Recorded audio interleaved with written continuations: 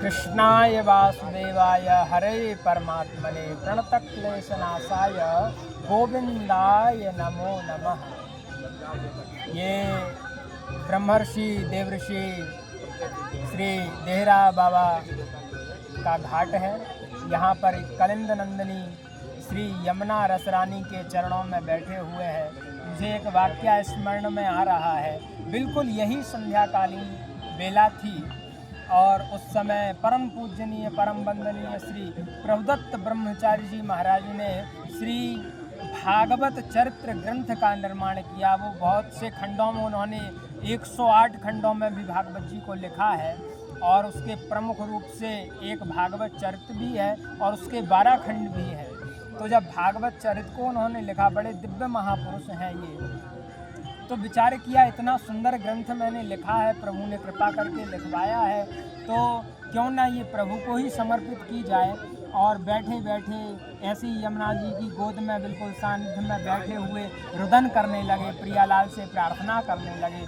तो देखा कि बड़ी सुंदर एक हवा ऐसी चल रही है जो बिल्कुल अलौकिक और दिव्यता से भरपूर है। ऐसी दिव्य मंद मंद सुगंध चल रही है वायु।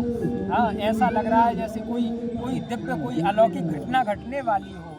तो देखा कि वहाँ से एक दिव्य तेज शोभायमान हो रहा है, दिव्य तेज निकल रहा है और प्रियालाल बरसाना से मानो वृंदावन के लिए, रास के लिए पधार रहे हों, ऐसा भाव दिखाई पड़ रहा है। क्योंकि बहुत सारी अष्ट सखियों के संग में और भी सहस्त्रों सखियों के संग में श्री प्रियालाल गलवैयाँ दे करके एक दूसरे के गले में हाथ डाल करके और डोलते भय चले आ रहे हैं। और देखते हैं कि बहुत सारी सखियाँ, कोई पंखा जल रही है, कोई हवा कर रही है, कोई चवर ढुला रही है, कोई मोरछल ढुला रही है, कोई पुष्पों की वर्षा कर रही है और सब जय हो जय हो जय हो के उद्घोष कर रहे हैं। तो बड़ा सुंदर दिव्य मनोरम दृश्य ऐसा लग रहा है कि प्रियालाल बड़े प्रसन्न हो रहे हैं। और प्रियालाल ने देखा कि प्रभुदत्त ब्रह्मचारी जी महाराज बैठे हैं, तो उनकी तरफ देख करके प्रियालाल मुस्कुरा गए, लेकिन कुछ बोला नहीं। मुस्कुराते हुए देख करके मुड़ करके और जाने लगे। जैसे ही जाने लगे तो ब्रह्मचारी जी महाराज कुछ बोलना चाहते लेकिन बोल नहीं पाए। फिर प्रभु की कृपा से उन्हें कुछ बोलने को स्मरण में आया। तो क्योंकि भगवान ठाकुर जी की ऐसी रूप माधुरी लग रही है, उनकी माधुरी से बिल्कुल स्तंभित से हो गए हैं। लेकिन फिर कुछ चेतना सी आई और देखा कि ठाकुर जी तो निकल के जा रहे हैं, इनसे कुछ दो वार्ता तो कर लो। तब ठाकुर जी के लिए ये छप्प बना करके उन्होंने समर्पित किया है कि प्रभु आप रुक जाइए। उन्होंने कहा, नेक ठहर जा श्याम, बात एक सुन जा मेरी, दौड़ियो जावे कहाँ, ढीठ चंचल अख तेरी। महाराज आप नेक क्षण रुक तो जाइए और जो भागवत चरित्र ग्रंथ मैंने लिखा है आप इसे स्वीकार तो कर लीजिए। अपने चरणों की, अपने सुंदर हस्त कमलों की इस पे मोहर तो लगा दीजिए कि जो भी इस ग्रंथ को पढ़ेगा, सुनेगा, श्रवण करेगा, उस पे प्रियालाल की निश्चित कृपा हो जाएगी, प्रियालाल की प्राप्ति निश्चित हो जाएगी।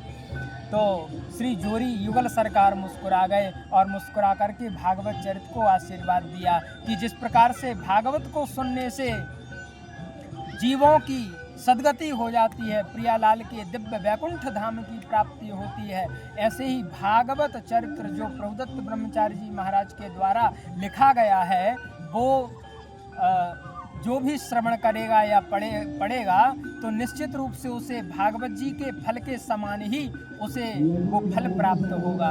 और एक बात और निवेदन कर रहा हूँ, बहुत अच्छा सहयोग बना है कि श्री ब्रह्मर्षि श्री देहरा बाबा जी महाराज और श्री प्रभुदत्त ब्रह्मचारी जी महाराज की बड़ी घनिष्ठता मित्रता थी। ये समकालीन महापुरुष हैं। तो आज देहरा बाबा के घाट में ही बैठ के और उनके परम प्रिय मित्र की चर्चा हम श्रवण कर रहे हैं। इससे बड़ा सौभाग्य और क्या हो सकता है। परम पूज्य देवर्षि ब्रह्मर्षि श्री देहरा बाबा की जय, श्री प्रभुदत्त ब्रह्मचारी जी महाराज की जय, श्री यमुना रसरानी की जय, श्री राधा कृष्ण जी महाराज की जय, वृंदावन धाम की जय। जय जय श्री राधे श्याम।